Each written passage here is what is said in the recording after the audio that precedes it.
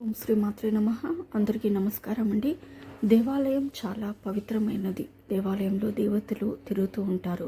ఇంతటి పవిత్రమైన దేవాలయానికి వెళ్ళినప్పుడు తప్పనిసరిగా కొన్ని పద్ధతులను పాటించాలి. అప్పుడు మాత్రమే దైవానుగ్రహం సంపూర్ణంగా లభిస్తుంది.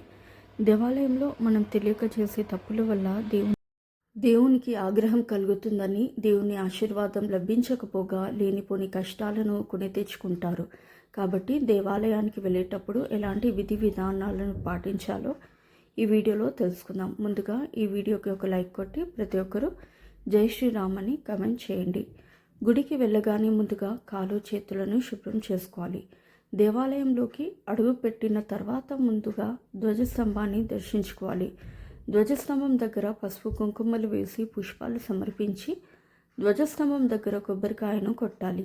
అయితే మనలో చాలామందికి త్వరగా సొంతిల్లు కట్టుకోవాలని కోరిక ఉంటుంది. అలాంటి వారు ధ్వజస్తంభం దగ్గర కొబ్బరికాయను కొట్టి ఒక కొబ్బరి చిప్పలో పంచదారను వేసి ధ్వజస్తంభం దగ్గర పెట్టి మీ సొంతింటి కల త్వరగా నెరవేరాలని మీ మనసులో కోరుకోండి. కోరిన కోరికలు వెంటనే నెరవేరుతాయి. ధ్వజస్తంభానికి ప్రదక్షిణాలు చేస్తే చాలా మంచిది. అయితే ధ్వజస్తంభానికి ప్రదక్షిణాలు చేసేటప్పుడు ధ్వజస్తంభాన్ని అసలు ముట్టుకోకూడదు. ధ్వజస్తంభానికి ప్రదక్షిణాలు పూర్తయిన తర్వాత గుడి చుట్టూ ప్రదక్షిణాలు చేయాలి. గర్భగుడి చుట్టూ ప్రదక్షిణాలు చేసేటప్పుడు మనస్సులో దేవుని స్మరిస్తూ ప్రదక్షిణాలు చేయాలి.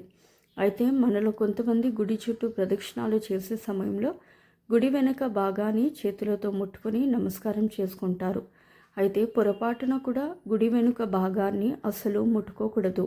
ఎందుకంటే గర్భగుడి వెనుక భాగంలో రాక్షసులు నివసిస్తారట. కాబట్టి గుడి వెనుక భాగాన్ని ముట్టుకుంటే రాక్షసులను నిద్రలేపినట్టు అవుతుంది. దేవాలయంలో దేవుని విగ్రహానికి ఎదురుగా నిలబడి దేవునికి నమస్కారం చేయకూడదు. కొంచెం పక్కగా నిలబడి దేవుణ్ణి దర్శించుకోవాలి. ఇక శివాలయానికి వెళ్ళిన భక్తులు శివాలయంలో ప్రదక్షిణాలు చేయకూడదు. శివాలయంలో కేవలం అర్ధ ప్రదక్షిణం చేయాలి. శివాలయానికి వెళ్ళిన వారు తప్పనిసరిగా విభూది బొట్టును పెట్టుకోవాలి. విభూదిని ధరించిన వారికి జన్మ జన్మల పాపాలన్నీ నశించి కోటి జన్మల పుణ్య ఫలితం లభిస్తుంది. శివాలయంలో ఉన్న నందీశ్వరుడు మరియు శివలింగానికి మధ్య నుండి నడవకూడదు. గుడికి వెళ్ళిన ప్రతి ఒక్కరూ తప్పనిసరిగా తలపైన శటగోపనం పెట్టించుకోవాలి. ఎందుకంటే శటగోపనం పైన విష్ణు పాదాలు ఉంటాయి. కాబట్టి తలపైన శటగోపనం పెట్టేటప్పుడు మీ మనసులో ఏదైనా కోరుకోండి. మీ కోరికలన్నీ నేరుగా విష్ణు పాదాల దగ్గరకు చేరుతాయి. దేవుని గుడిలో తీర్థం తీసుకునేటప్పుడు 3 సార్లు విడివిడిగా తీసుకోవాలి. అయితే కొంతమంది తీర్థం తీసుకోగానే ఎంగిలి చేతిని తలపైన రాసుకోకూడదు. అలా అసలు చేయకూడదు. గుడిలో దేవుణ్ణి దర్శించుకున్న తర్వాత దేవాలయంలో 2 నిమిషాలు కూర్చోవాలి. గుడిలో దర్శనం పూర్తయిన తర్వాత నేరుగా మీ ఇంటికి వెళ్ళాలి. గుడి నుండి నేరుగా మన ఇంటికి వెళ్తే మన ఇల్లంతా దైవశక్తులతో నిండిపోతుంది. కాబట్టి పొరపాటున కూడా వేరే వాళ్ళ ఇంటికి వెళ్ళకండి. లేదంటే సగం పుణ్యం వాళ్ళ ఇంట్లోకి వెళ్ళిపోతుంది. గుడిలో అర్చన చేయించుకునేటప్పుడు చాలామంది గోత్రం పేరుతో అర్చన చేయించుకుంటారు. కానీ మీ గోత్రంతో పాటుగా మీ ఇంటి పెద్ద నక్షత్రం పేరు కూడా చెప్పుకోవాలి. అప్పుడే మీరు అర్చనలకు పుణ్య ఫలితం లభిస్తుంది. గుడికి వెళ్ళిన చాలామంది భక్తులు గుడిలో ఉన్న దేవుని విగ్రహాలను ముట్టుకొని నమస్కారం చేసుకుంటారు.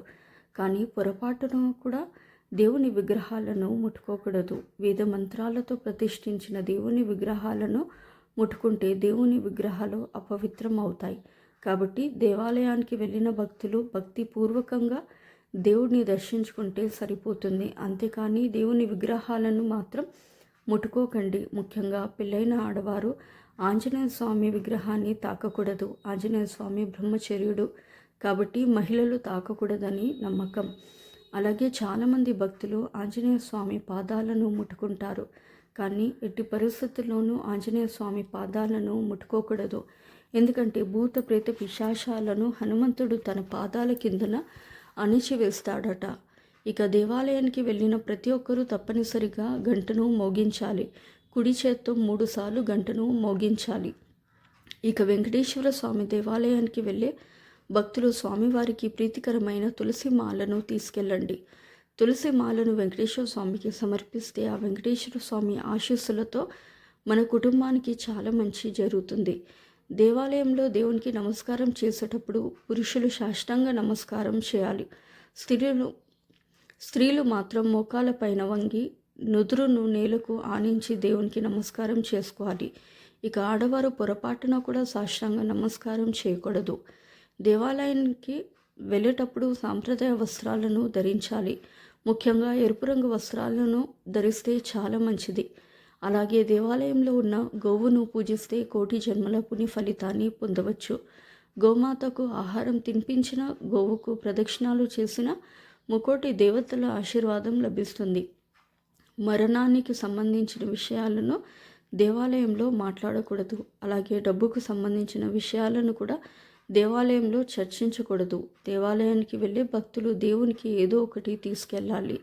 ఉత్త చేతులతో దేవాలయానికి వెళ్ళకూడదు. దేవాలయంలో గట్టిగా మాట్లాడడం, గట్టిగా నవ్వడం చేయకూడదు. గుడిలో ప్రదక్షిణాలు చేసేటప్పుడు ఎవరితోనూ మాట్లాడకూడదు.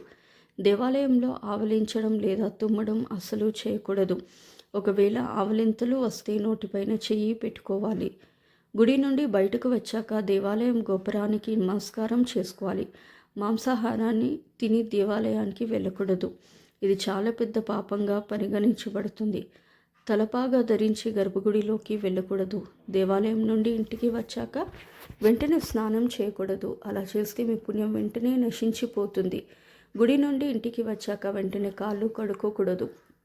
మీ ఇంట్లో కొంచెం సేపు కూర్చొని తర్వాత కాళ్ళు కడుక్కుంటే మంచిది. దేవాలయ ప్రాంగాన్ని శుభ్రంగా ఉంచాలి. గుడిలో ఇలాంటి చిన్న చిన్న నియమాలను పాటిస్తే ఆ దైవ అనుగ్రహం సంపూర్ణంగా లభిస్తుంది. ఈ వీడియో కనుక మీకు నచ్చినట్టయితే లైక్ చేసి మీ ఫ్రెండ్స్కి షేర్ చేయండి. అలాగే మా కొత్త వీడియోస్ మీకు వెంటనే చేరాలంటే మా ఛానల్ని సబ్స్క్రైబ్ చేసుకుని పక్కనే ఉన్నటువంటి బెల్ ఐకాన్ని ప్రెస్ చేయండి. ధన్యవాదములు. సో ఇదండి వాటి వీడియో. రేపటి వీడియోలో మళ్ళీ కలుస్తాను. అంతవరకు సెలవు. నమస్కారము. సర్వే జన సుఖినో భవంతు. Please to like, share and subscribe to my channel. Thank you for watching.